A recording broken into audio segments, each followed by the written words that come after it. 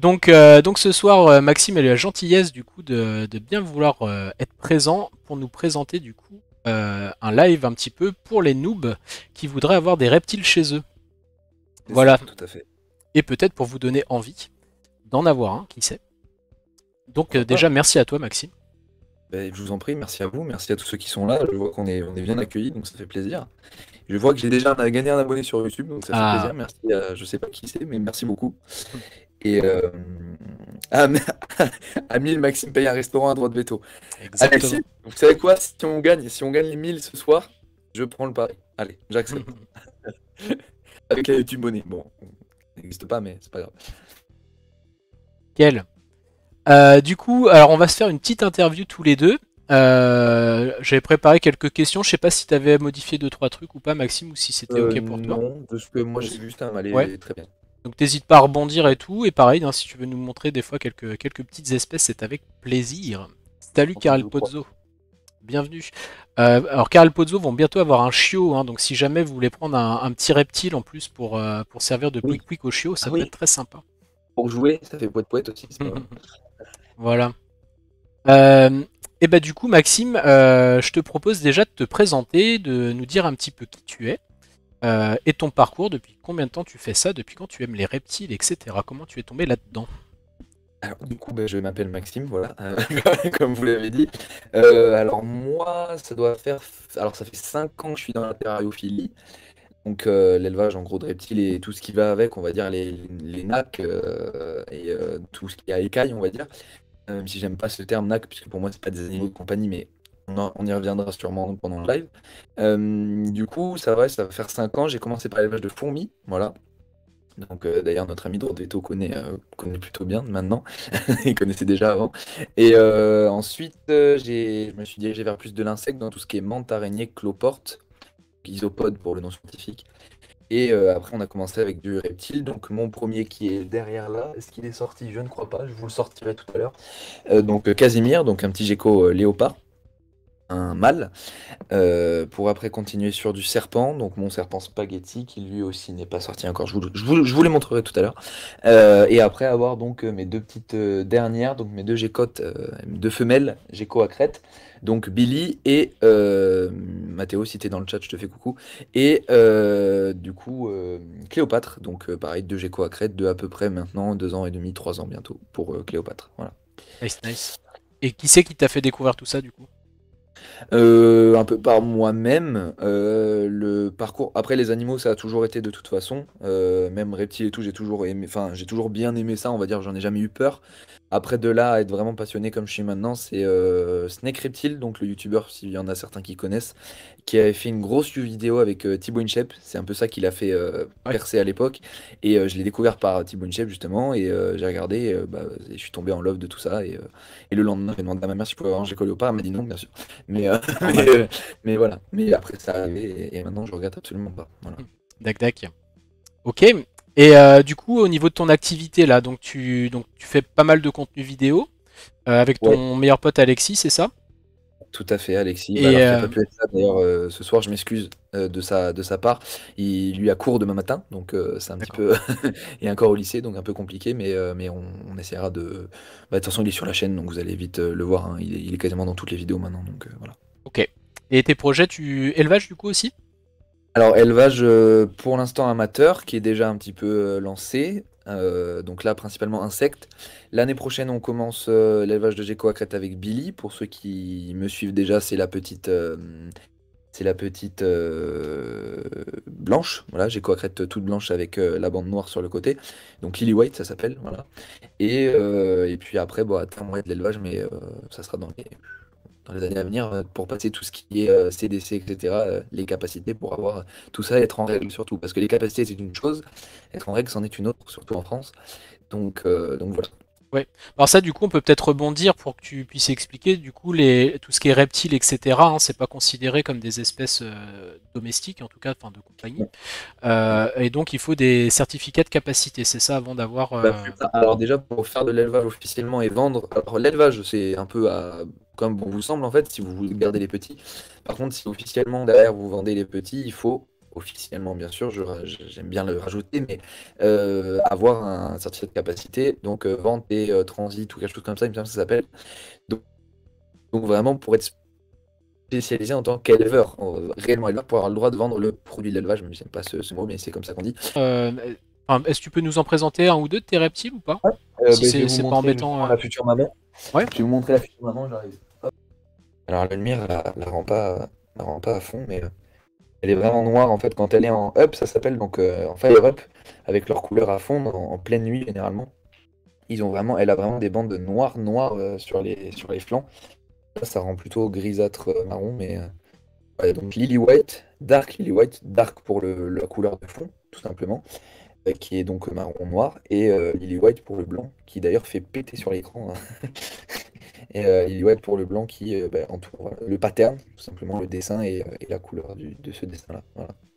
Nice. Donc Billy, gecko à crête, j'ai envie de dire c'est peut-être un des geckos les plus simples d'élevage pour commencer.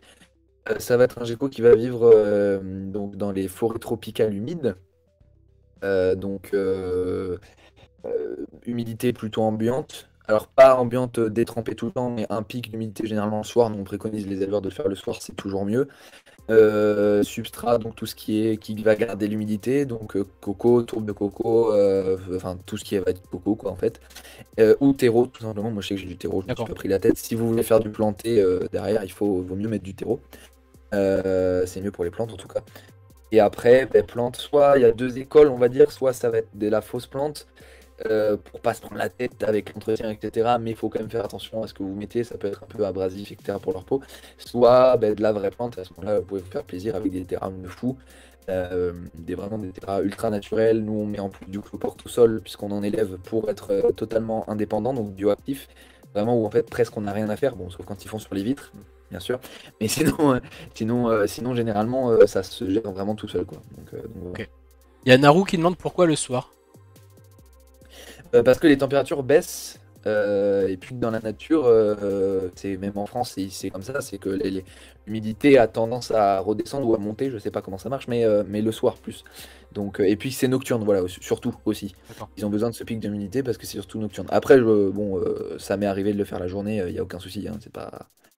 Et puis c'est nocturne, et puis ça a aussi besoin de boire. Et on peut mettre une gamelle d'eau, mais vu que ça va quand même assez rarement au sol, c'est beaucoup plus arboricole, ça vit dans les arbres, dans les feuilles.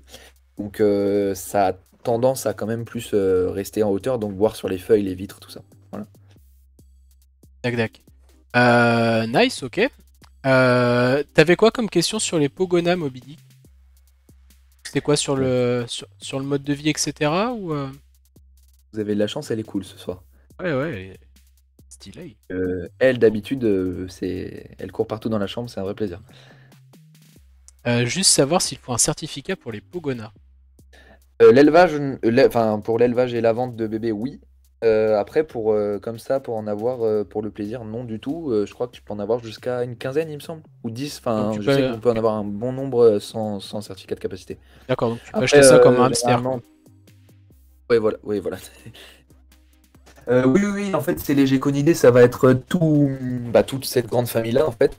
Et oui, c'est Gecko en Thaïlande, justement, on en parlait dans notre dernier cours, monsieur, les Gecko Toké.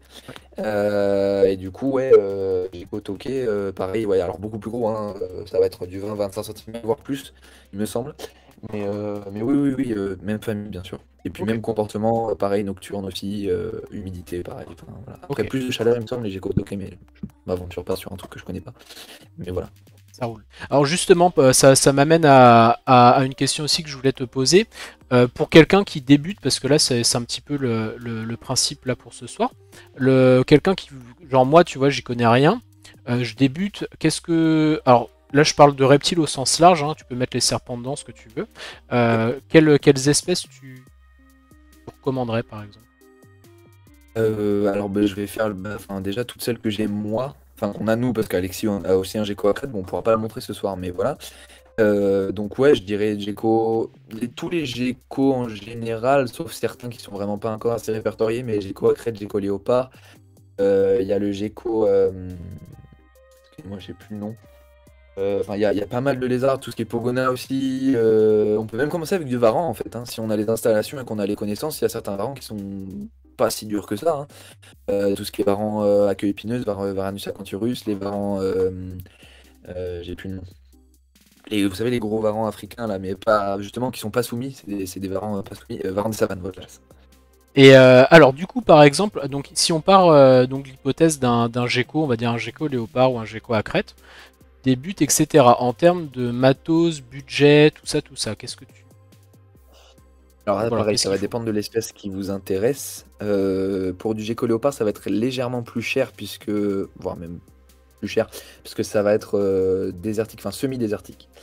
Donc du coup, ça va avoir besoin d'un petit peu de chaleur toute l'année. Et puis, plus d'insectes. Enfin, en fait, ça mange beaucoup d'insectes, ça mange quasiment que ça. Donc en fait, ça a besoin de plus, on va dire, budget nourriture, va falloir peut-être en prévoir légèrement plus. Ça reste très léger, mais légèrement plus. Sauf si vous faites votre élevage comme nous, à ce moment-là, bon, c'est vachement plus facile, mais voilà. Après, le setup, si c'est du neuf, ça peut vite monter. Surtout si on fait des belles installs. Moi, je sais que le mien, c'est le minimum syndical parce que je suis pas chez moi encore, donc je peux pas leur fournir des énormes terrains. Mais donc 60, 45, 45 de haut et de large et 60 de long. Et il m'a coûté 9, plus de 120 ou 130, je crois. Alors après, j'étais débutant à l'époque, donc j'ai pris ce que j'avais vu sur les vidéos YouTube Exoterra parce que c'était le mieux, le machin. Franchement, vous prenez du Terra Atlantis, vous prenez du. Il y a plein de marques, après, faut vous renseigner. Moi, les 3 autres Terra là que j'ai, je les ai eu 3 quarts moins cher parce que je les ai pris à des particuliers sur le bon coin. Enfin voilà, il y a plein de trucs. Puis en plus, la Terrario, c'est une petite famille, on va dire, même si bon, il y a des conflits des fois, mais tout le monde, plus ou moins, surtout dans les régions ici, dans la région bordelaise, on n'est pas beaucoup à en faire. Donc tout le monde se connaît plus ou moins, et puis après ça crée des contacts aussi. Donc c'est voilà, voilà. Moi je sais que la personne qui m'a vendu le terrain pour mon serpent m'a proposé des œufs là récemment d'une autre espèce. Enfin voilà, il y a plein de contacts qui peuvent se créer derrière, donc c'est ça aussi qui est cool. Donc voilà, pour revenir au budget, ça va dépendre. Si vous avez les bonnes affaires, vous pouvez en trouver à 50, 60. Après, bon, ça va monter un peu plus en fonction aussi de la taille que vous leur mettez, hein. C'est sûr que voilà, moi c'est pour le gecko à crête, c'est du 45, 45, 60 de haut. Et bah, j'ai eu 9, il coûte à peu près 120 dans le commerce. Je l'ai eu à 50 euros celui pour Billy. Donc il y a un petit pet au niveau du haut là, un peu le guerrier un peu cassé, mais rien de dangereux ni pour la bête ni pour moi. Et puis il n'y a pas de souci quoi. Enfin, je veux dire, c'est pas ça qui va faire que je vais me plaindre. Donc voilà. Tout ce qui est substrat, pareil, après ça va dépendre du coup de l'espèce que vous prenez. L'escavator va forcément coucher, pour montrer, c'est le substrat qui ici, c'est du sable très argileux en fait. Il va durcir, donc pour éviter les résidus, pour éviter les occlusions intestinales, tout ça. Et c'est vrai que ça va forcément coûter légèrement plus cher puisque c'est de la marque, on va dire brevetée, etc., que de la terre de jardin ou du terreau avec des feuilles mortes, des bouts de bois morts, etc., que on peut mettre du genre de gecko à crête, voire même de la tourbe qui vaut vachement moins cher. Voilà. Si vous voulez des espèces plutôt simples comme moi, parce que j'ai absolument pas la main verte, vous pouvez mettre très peu d'argent dans les plantes. Si après derrière vous aimez, je sais que Mid Reptile et Guise par exemple, ils adorent les plantes. Bon bah derrière là après ils mettent, voilà, ils vendent des boutures de plantes à 400 balles. Moi c'est pas mon délire. Mais je sais qu'il y a des gens, ils aiment ça. Après, voilà, chacun fait ce qu'il veut. Et après, vous pouvez aussi pas vous prendre la tête, ce que je disais, à mettre des plantes en plastique carrément.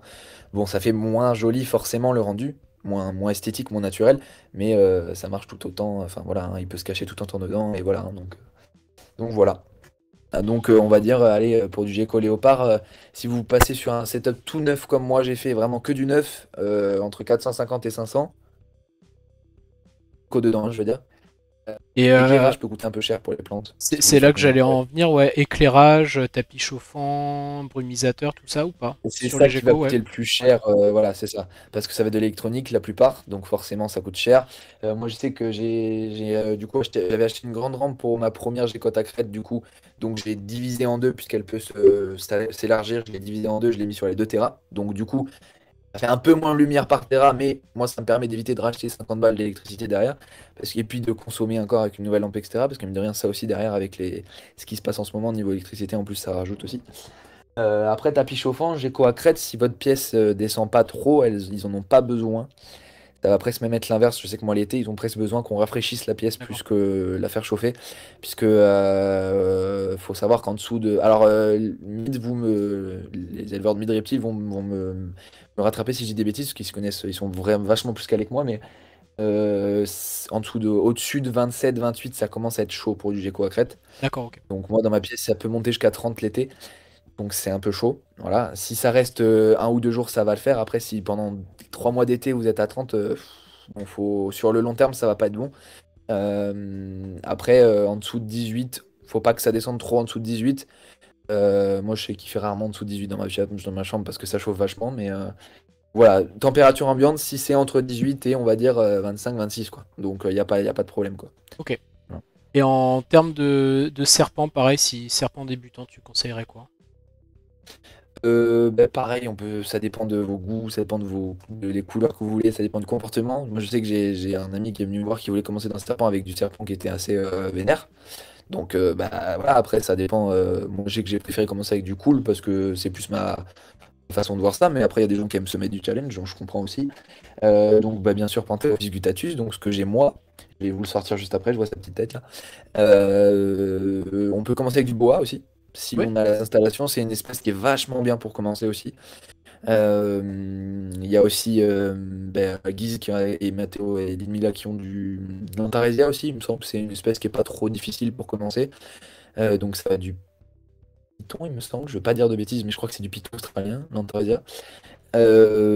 Après, tous les types de couleuvres en fait. Généralement, si on se renseigne bien sur l'espèce, ça peut le faire. Il y a des couleurs qui vont être plus asiatiques, donc plus frais. Il y a des couleurs américaines qui vont être à température ambiante enfin, entre 25 et 28. Voilà, ça après, ça dépend vraiment de ce que vous cherchez, de ce que votre pièce est là, de ce que vous pouvez lui accorder comme taille de terrarium. Bien sûr, si vous commencez avec du bois, bon, bah, on peut commencer bébé dans un petit terrarium, Oui. mais à terme, va falloir prévoir le terra qui va avec. Parce que même si ça bouge pas énormément, faut quand même, voilà, faut pas abuser. On les met pas dans des terras de 60 centimètres, quoi. Ah, nice. Pour ceux qui connaissent un peu la bête, qui l'avaient vu à l'école, tout ça, bon, il a bien grandi quand même. Donc voilà, ce petit spaghetti qui devient, là c'est presque une Oui. cannelloni à ce Oui, niveau-là, c'est mais ça, ouais, il devient un gros spaghetti. Ouais. voilà, qui a dépassé le mètre, je pense, qui doit faire à peine un petit mètre. Ça reste un mâle, hein, et puis il a que 2 ans, donc ça va pas être un gros gabarit, je pense. Voilà, donc Pantherophis gutatus. Classique Het diffused, donc ça va être la coloration qui se rapproche pas mal de la nature en fait, sauf qu'il va être un peu plus rouge orangé puisque sa maman était diffusée, donc c'est une couleur vraiment rouge, rouge sang, enfin, rouge pétant quoi. Ce qui explique les grosses taches rouges qu'il a bien rouges là. Ok. Donc lui il a que 2 ans, donc oui il va encore prendre peut-être aller une quinzaine de centimètres. Il y a moyen, si je continue à nourrir comme je nourris, il y a moyen. Bah, d'ailleurs, tu le nourris tous les combien? Alors lui on est passé, alors sous les conseils d'un pote à moi qui en a beaucoup, je le nourrissais tous les 3 semaines, Ouais. sauf que je le nourrissais avec du petit. C'est-à-dire Donc, de l'embryon? ouais, alors pas de l'embryon parce que là, l'embryon, il en mange une dizaine, hein. Mais, mais de la sauteuse. Donc en fait, c'est le stade entre les bébés vraiment souris et adultes. C'est un peu une souris adolescente, quoi, voilà, une souris qui a plusieurs semaines, voilà. Et du coup, je le nourrissais avec ça. Donc c'était un peu petit pour le nourrir toutes les 3 semaines. Du coup, je le nourris ouais, tous les 2 semaines, allez, entre 2 semaines et 20 jours, quoi, à peu près. Et voilà. Il mange très très bien. Et là, je pense qu'il va passer sur de la souris. Je finis mon stock de sauteuses et après, il va passer sur de la souris adulte. Et on passera toutes les 3 semaines pour en fait pas changer après derrière le régime. Oui, ça c'est C'est le important aussi régime. pour ceux qui connaissent pas du tout. C'est les serpents, pareil, tu m'arrêtes hein, si je dis des bêtises, mais ça a pas une vision super développée. Par contre, l'odorat est totalement fou. Qu'en fait, si tu as manipulé entre Ouais. guillemets une proie avant, que tu t'es pas lavé les mains ou quoi, le serpent en fait il va ressentir en gros que tu as de la vibration qui approche de la chaleur, de l'odeur, et en fait il va attaquer comme ça quoi. Et oui, parce qu'il se dit, dans mon terrain, il fait 30 degrés. Ok, d'accord, je suis habitué. Ok, là, je vois une variation de température, un truc qui bouge, qui fait des vibrations, du bruit. Ça sent la proie. Bon, bah, je vais tenter, je vais taper, quoi. Ouais, Et après, bon, il s'est rendu compte que c'était mon pouce et puis il a lâché, du coup. Mais, mais voilà. ouais il tente, ouais. Le soir, sinon, toute la journée, nana. Vision thermique aussi pour les serpents, ouais, tout à fait. Tout à fait, Guise. Ouais. Ah oui, oui, c'est vrai, il y avait la vision infrarouge. Voilà. Alors justement, si on continue un petit peu sur cette lancée-là, en termes d'erreurs fréquentes commises par les débutants, t'auras quoi principalement? Des erreurs sur l'environnement, des erreurs sur la nutrition peut-être aussi? Environnement, paramètres, ouais, voilà, paramètres général en fait. Les gens qui vont mettre du mauvais substrat. Donc, le substrat, pour ceux qui ne savent pas, c'est la matière, on va dire, sur laquelle vous allez faire vivre votre bête. Donc, par exemple, des gens qui vont mettre du sable à du gecko léopard. Tout le monde dit que c'est pas grave et que dans leur milieu naturel, il y a du sable. Non. Ça vit au milieu des rochers. Donc, il va y avoir, oui, des petites pierres, des petits graviers, tout ça, mais pas du sable fin comme on peut leur mettre des fois en terrario. Donc, ça, par exemple, c'est pas bon. Voilà, tout ce qui est risque, en fait, tout ce qui peut avoir créer des risques pour leur santé, donc occlusion intestinale, Oui. des pierres ou des branches ou des trucs comme ça qui vont être dangereuses, genre coupantes, les échardes, les épines, tout ça, ça faut éviter, faut vraiment faire gaffe. À moins que ça soit une espèce qui en demande, et à ce moment-là, bon, après, ça c'est pas pareil, mais c'est très rare. Euh, la cohabitation aussi, ça, faut Ouais, vraiment faire attention ouais. en fonction de l'espèce que vous voulez. Moi, je sais que toutes les espèces que j'ai chez moi, il y a assez clairement, en tout cas, moi, c'est ce qu'on m'a appris, cohabitation zéro, en fait. Ouais, bah Il de toute n'y a façon, pas c'est mais jamais oui, une mais bonne ça idée, passe ouais. bien. Voilà, non, c'est non, en fait, il n'y en a pas. Euh, Après, il y a des espèces qui acceptent, notamment les tout petits géconidés, les choses comme ça, les petits lézards. J'ai Rodéo qui me Ah, posait une question qui me disait, mais pour Monsieur le Veto, l'une des plus grosses causes consultation, c'est pas l'obésité pour les reptiles, je parle. Alors Rodéo, moi je suis absolument pas, je suis pas du tout Veto NAC pour le coup. Je suis vraiment chien-chat. Alors les reptiles, j'ai commencé à m'y intéresser pour faire les cours de mes étudiants. Pour moi, là, si je te dis pas de bêtises, sur les études globalement, les causes de consultation fréquentes, il y en a une que j'oublie. Tu dois avoir les rétentions d'œufs et tu dois. Alors, tu as les problèmes gastro-entérologiques et tu as les problèmes ostéo-articulaires. Tu sais tout ce qui est ostéofibrose. Quand ils ont des problèmes justement de carence, carence en calcium par je exemple. crois même. C'est plus là-dessus en fait que tu as en tout cas sur ce que moi j'ai vu quand on a travaillé ensemble, notamment avec la classe de Maxime. euh, voilà, où tu avais des problèmes, mais en tout cas l'obésité est bien connue quoi. Ouais, occlusion, carence en calcium, donc qui font de l'ostéofibrose, ouais, et problème gastro. Je crois qu'il y a pas mal de problèmes de peau, il me semble, que ce soit des problèmes, ouais, tout ce qui est inflammation, enfin dermatite et un petit peu de parasitisme aussi, il me semble. Et hey, Petite c'est Cléopâtre, donc Cléopâtre ma ça, ouais. première gécotte à Crète. Et elle aussi a bien mangé à la cantine, hein, on va pas se mentir. Alors elle, c'est un peu particulier son histoire, c'est qu'elle a été très très très mal nourrie les premières années de sa vie, les premiers mois de sa vie, puisque ça fait que 2 ans elle est chez moi. Et du coup, elle était en... Enfin, pour vous dire, il y a 8 mois, elle faisait 5 grammes. Voilà. Donc elle a bien bien pris. Ouais. Et peut-être trop pris, du coup. Voilà, je reconnais mon erreur. Donc là, elle est en baisse un peu de régime niveau mangeage. Et voilà, donc elle a reperdu un petit peu. Et après, bon, c'est un gabarit, on va dire, classique si je voudrais faire de la reproduction, parce qu'il leur faut des réserves, tout ça. Vu qu'avec elle, je veux pas faire de reproduction, parce que niveau génétique, c'est un peu du n'importe quoi, ça aussi, bref. Voilà, on fait tous des erreurs. Moi le premier, hein, j'ai acheté chez une éleveuse très peu scrupuleuse. Bref, bon, après, il y a des histoires personnelles derrière, mais effectivement, ouais, on connaît rien à la génétique. Enfin, on connaît, mais on sait pas ce qu'il y a dans les arrière-grands-parents, les parents, les machins. Donc du coup, je ne préfère pas tenter. Et puis parce que du coup, j'avais peur jusqu'à présent qu'elle soit trop petite en fait. Et au final, elle a un gabarit à peu près classique pour une femelle moyenne, oui. Même une femelle bien quand même. Mais voilà. Et un peu plus grosse que Billy, hein. Elles ont quasiment 10 grammes de différence pour l'instant. Ouais, elle est belle aussi, elle. Cléopâtre. Voilà. Si, je voulais te poser une question du coup, parce qu'on a fait ouais, un petit peu tout ce qui est santé. Faire un petit point, alors pareil, ça va être un peu les points un peu de débat, etc. Mais les points, un petit point Excuse-moi. législation et avenir justement de l'herpétologie en France. Voilà. Vous voulez m'attirer des problèmes. Ouais, je sais que c'est des choses. Ah, moi, je suis très. Bon, on est tous, hein, généralement, ceux qui sont vraiment passionnés, Vous avez on a peur beaucoup un de peu, mal ouais. on a beaucoup de mal, ouais, avec les politiques. En tout cas, pour ma part, moi, j'ai beaucoup de mal avec la politique française de base, déjà, et encore plus avec les animaux. On va pas parler politique sur le live parce que vous allez vous faire ban sinon. Mais non, ben, en fait, depuis. Alors, les dates, tout ça, les noms de loi, tout ça, je suis pas du tout calé. Claire pourrait vous en dire beaucoup plus que moi. Après, je sais que Guise, il travaille un peu là, il travaille dans les reptiles, lui, donc il pourrait peut-être vous dire un peu plus. Mais depuis 2018, on avait déjà des arrêtés avec des restrictions un peu plus dures, on va dire, sur certaines bêtes. Là, ils ont mis certaines espèces, enfin une espèce, on va dire un genre, donc le genre Lampropeltis jetulus, c'est des couleuvres américaines qu'ils ont interdit tout simplement, même aux capacitaires, il me semble, d'en élever, puisque ce sont des espèces qui sont dites invasives. Ouais. alors reconnus invasifs dans certaines régions ou pays. Donc du coup, euh, on fait tout l'inverse, c'est-à-dire bienvenue en France, c'est-à-dire qu'on arrête entièrement de les reproduire. Comme ça, c'est sûr, si en une année il n'y en a plus, bah, c'est-à-dire il n'y en a plus du tout, c'est très bien. Voilà, bon, ça c'est mon avis, mais voilà. Après, voilà, après, à contrario, c'est quand même une espèce qui s'élève très facilement et qui se développe dans des milieux, mais on se dit, mais jamais. C'est là aussi où on voit que ça s'adapte plutôt bien quand même, parce que on leur dit, ouais, il faut les élever à telle température, telle humidité, tel machin. Au final, il y en a en France qui ont survécu, il y en a aux États-Unis qui en ont survécu dans des régions où absolument pas normalement on doit en retrouver.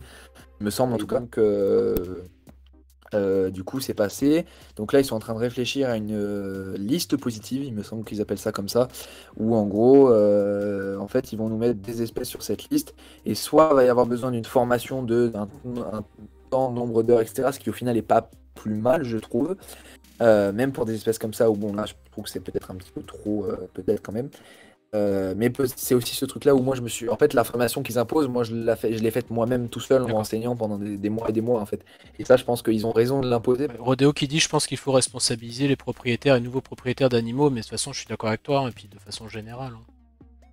Pas du tout le même type de gecko cette fois-ci. Gecko, lui, qui va être déjà un peu plus long et un peu plus gros, vous pouvez voir quand même la différence. Ouais. Et qui va être en donc semi-désertique. Donc, qui va. Alors, ça peut grimper, hein. Mais ça va vivre principalement quand même au sol. Voilà. Et donc là, vous voyez à peu près la couleur qu'il peut avoir de base, même s'il est un peu plus terne que d'habitude, il est beaucoup plus pétant d'habitude.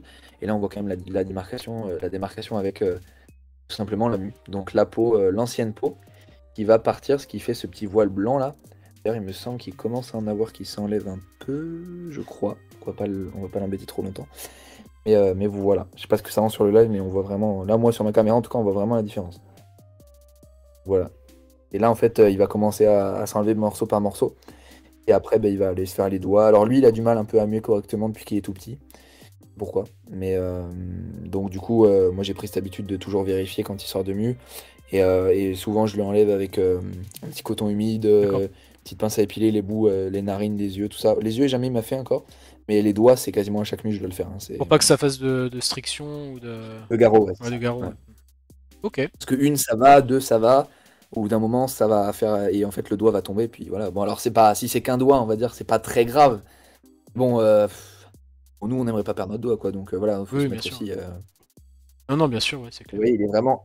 On me dit, ouais, mais un gecko, c'est pas fait pour être porté. Et ils sont fous. Ah, lui, il Ils est sont fous. pissu, hein. Ouais, ouais. Ah, lui, c'est vraiment. Mais après, voilà, c'est une erreur ou c'est une chose bien, je sais pas. Moi, je dirais plus que c'est une chose bien maintenant parce qu'il a fait plein de trucs avec moi. Mais j'ai commencé avec lui. Donc en fait, toutes les erreurs de débutant, surtout de la manipulation, parce que du maintien, il n'y en a pas trop eu, mais toutes les erreurs de débutant de manipulation, bon bah je sursaute, je fais des cris, je fais des machins, je fais des trucs, il a le droit en fait. Et du coup, il a appris avec moi, parce que quand je l'ai eu, il avait 4 mois. Donc il a grandi avec ses, allez, on va dire les débuts un peu difficiles qu'un éleveur peut avoir au niveau manipulation. Et du coup, bah il est habitué, il a vu tellement de trucs que maintenant, pour vous dire, mon petit cousin de 5 ans l'a eu dans les mains l'autre jour, enfin, il n'y a aucun problème, quoi. Il Ok. s'en fiche, quoi. C'est pas, moi je connais pas. Attends, il y a Tutuche qui demande, tu peux mettre tes animaux enfin certains ensemble. Multi-espèces, c'est pas trop reco, non, normalement. Sur les espèces que moi j'ai, en tout cas non. Parce que bah, déjà tu peux le voir, les paramètres sont pas du tout les mêmes. Après, pour ce qui est, il y a des bacs communautaires, notamment ben, mon ami Chester qui n'est pas là ce soir, Ah oui, c'est mais vrai, qui ouais, ouais, ouais. voilà, lui a fait un bac communautaire, mais en fait c'est un énorme bac en longueur et en largeur. En fait, chacun va un peu avoir son petit territoire si jamais il y a besoin de se reculer Mm. dans un endroit, etc. Et avec plein de cachettes, machin, enfin voilà. Et du coup, et c'est des espèces qui vivent à peu près dans la. Alors, je veux pas dire la même région parce que je m'y connais pas ces espèces-là, mais dans la même type de paramètres. Donc, va pas y avoir ce problème en mode là c'est trop chaud, donc le gecko il va mourir. Là c'est trop froid, donc ils vont chercher à prendre le point le plus chaud et donc ils vont se tuer, machin. C'est un peu chacun fait sa vie et puis tranquille quoi. Ok. Voilà, il y aura toujours, peut y avoir toujours hein, des petits fights, que ce soit interespèces, voire même au sein de l'espèce si tu fais de la cohabitation. Donc c'est pour ça souvent on dit ouais, euh, oui, t'inquiète, moi ça fait 5 ans que j'ai mes femelles, je les ai mis ensemble dans un grand terrain, elles ont jamais cherché à se bagarrer. Oui, pendant 10 ans ça se trouve, ça vit 15 Mm. ans, pendant 10 ans et du jour au lendemain, il y en a une qui va faire un truc que l'autre elle a pas envie, puis ça va partir en steak. Ouais, ouais. Et ça faut surtout. C'est pour ça que bon voilà, si vraiment c'est, on va dire vraiment provisoire, je sais pas, un déménagement, un truc, allez, si on surveille bien, ça peut se faire, mais vraiment quelques jours, semaines quoi. Pas plus, parce que sinon ça peut vite déraper quoi. Puis après, bon, On me dit, parle de et voilà, l'autotomie, ouais. De l'autotomie du lézard. oui. Totomie, c'est la façon de. C'est ce qu'on dit, il me semble, de perdre leur queue. Mhm. Certains segments de leur queue, ça dépend de l'espèce. Je sais que les géco-léopards peuvent perdre des segments. C'est-à-dire que vous avez vu, c'était une sorte de rondelle un peu, en fait. Et il peut les perdre juste par segment ou perdre l'entièreté en fonction de comment on l'embête, Ouais. comment on le fait stresser. Et du coup, alors sur certaines espèces, ça peut repousser. Donc par exemple, le lézard de muraille, chez nous, on voit souvent des lézards avec des queues d'une autre couleur. Tout ça, c'est parce que c'est des queues de repousse. Quoi. Oui, oui, puis ça met vachement de temps hein, en fonction des espèces aussi. C'est-à-dire qu'il y a plein Ah, de gens qui Copper, s'imaginent, tu tires le truc, ça longtemps. part, et bien en fait ça peut mettre vachement de temps, etc. quoi. C'est pas du tout. Pour peu que vous les mettiez pas dans un endroit qui est stérile, ça va créer des gros soucis aussi, puisque du coup, quand ils la perdent, c'est vraiment à vif, enfin, c'est Ah ouvert, ouais, quoi. ouais, Hein, ça c'est peut vraiment, s'infecter, ouais. il n'y a pas de film ou quoi, c'est vraiment, voilà. Donc, du coup, ça peut s'infecter très vite, ça peut leur créer d'autres plaies qui vont se nécroser, qui vont machin, enfin, bref, ça peut vraiment partir. Moi, j'ai vu des trucs sur Facebook. La queue. Et oui, effectivement, les geckos léopards Ouais. aussi, ils peuvent perdre une grosse partie de leur réserve, puisque Ouais. la plupart est dans la queue aussi, c'est ce qu'on disait en cours Ouais. l'autre jour. Donc, effectivement, il y a aussi ça qui fait que ça va mettre un coup aussi physique à votre gecko, quoi. Ouais. Parce que c'est comme si nous, on nous enlevait les réserves de graisse, etc., qu'on avait d'un coup, ça fait mal, quoi. Ouais, ouais, c'est Le ça, corps, c'est il comprend. pour les gens qui connaissent pas du tout, ouais, les geckos, léopards, etc. stockent beaucoup leur queue.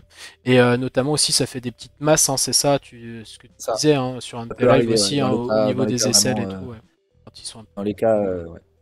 On va dire Ok, Casimir, par exemple, on a de temps en temps, quand il mange beaucoup de tu manges bien. vitamines, etc., ou même protéines d'ailleurs, ou graisse, ça peut arriver qu'ils aient des petites bouboules en dessous des aisselles. Voilà. Ok, ouais, ouais. Et du coup aussi, si vous suivez du coup The Little Things sur Insta, parce que tu fais souvent des lives aussi. Ouais, pas mal de live sur YouTube, un peu moins, mais parce que j'avais plus trop le temps, mais là je vais la réavoir un petit peu, donc il y a moyen que j'en fasse plus. Et sur Insta, ouais, souvent quand j'avais des jours de congé ou quoi, j'en faisais l'après-midi. En fait, tout simplement, je posais mon téléphone, puis je m'occupais de mes bêtes comme je fais tous les jours. Et donc après, les gens ils viennent, s'ils ont envie, on discute, il n'y a pas de problème. N'hésitez pas aussi, j'ai un Discord là qui est... je sais pas si t'as un Discord ou pas. J'ai pas de Discord T'as pas qualité Discord? encore, non. Parce que si Non. vous voulez aussi, ceux qui ont justement des espèces type reptiles, etc., sur la page biblio là, de Twitch, j'ai un lien de Discord. Alors, faut juste que je vous accepte quand vous me demandez, mais n'hésitez pas, si vous avez des photos et tout, vous pouvez les poster direct dessus. Hein.